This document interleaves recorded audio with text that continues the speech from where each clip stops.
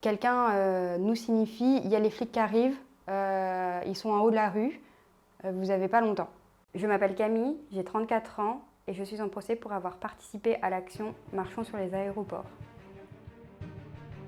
Ça a été le moment le plus dur, enfin pas dur mais où ça a cogité le plus. On avait repéré qu'il y avait un portail qui était maintenu par un cadenas. Et là, les personnes qui devaient couper le cadenas à la meuleuse, qui s'étaient entraînées, n'étaient pas là.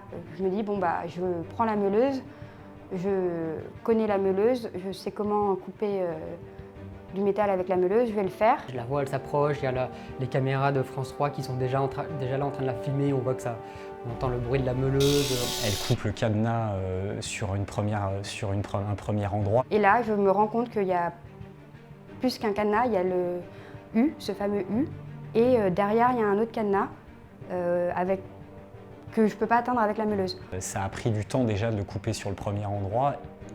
Et à ce moment-là, on voit apparaître relativement loin, mais quand même une première personne de force de l'ordre qui nous a repérés et qui s'approche. Et je tente éventuellement d'atteindre l'autre cadenas avec la meuleuse, et ça ne marche pas.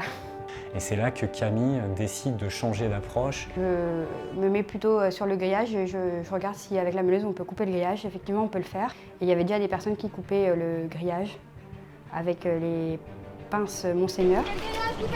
Du coup, j'ai commencé à prendre la pince coupante et avec un ami, on a commencé à découper le grillage et à faire tout un petit passage. En fait, pendant tout ce temps-là, moi, je fais pas grand-chose. On est tous en attente que ça se passe. Et il y a une sorte de suspense insoutenable de savoir si elle va réussir à ouvrir le grillage suffisamment vite et suffisamment large pour qu'on puisse passer avant que cette personne qui est en train de courir vienne nous en empêcher. On arrive à faire un trou dans le grillage.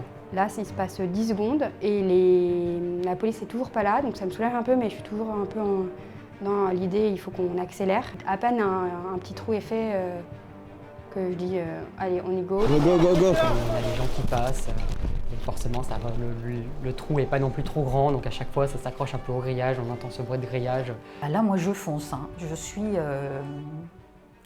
suis hyper motivée. Je grimpe, je me pose absolument aucune question. On met le premier pied sur le tarmac. Et c'est vrai que c'est une sensation d'adrénaline énorme et en même temps, vraiment, je ressens cette détermination d'aller jusqu'au bout en fait. Là, je me dis bon, on est 5, 6, une dizaine là pour l'instant, peut-être un peu plus après, qui rentrent au fur et à mesure. Je ne sais pas où je vais, j'avance, je suis toute seule. Enfin, on est tout seul, ce groupe, où sont les autres?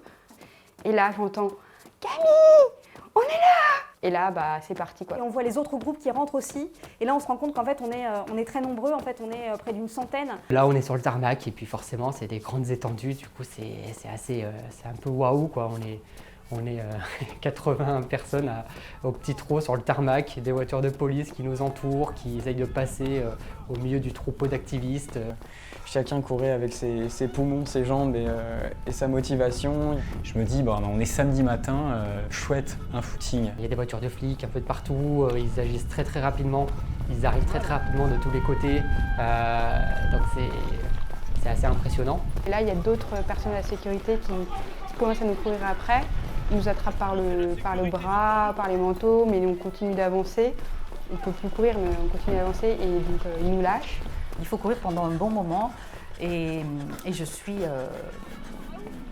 vite un peu essoufflée, mais je tiens le coup. Et puis là, je me pose pas de questions, je suis concentré sur le fait de courir.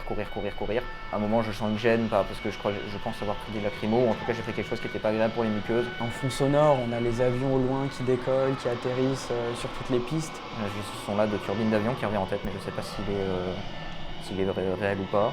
On entend surtout les voitures, les gendarmes qui crient, qui demandent de s'arrêter. Les gyrophares qui braillent, qui essayent d'aller le plus rapidement possible pour nous stopper. Il s'engage une sorte de...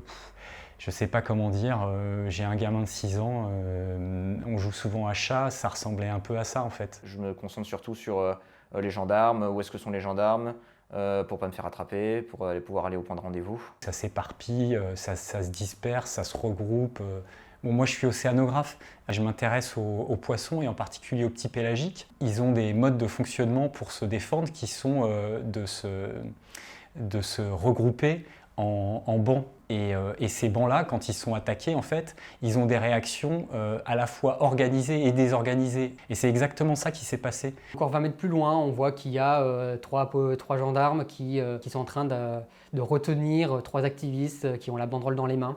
On est non violent, du coup on n'accepte pas d'utiliser la violence, mais ils ne veulent pas lâcher la banderole parce qu'on en avait besoin. Donc il y a un petit jeu aussi comme ça qui, comment on fait quoi. Bon, au final, on a dû lâcher la banderole. On est dans un sentiment à la fois une forme de jeu assez naïve, assez enfantine, et d'un autre côté, on est dans une forme de grande gravité.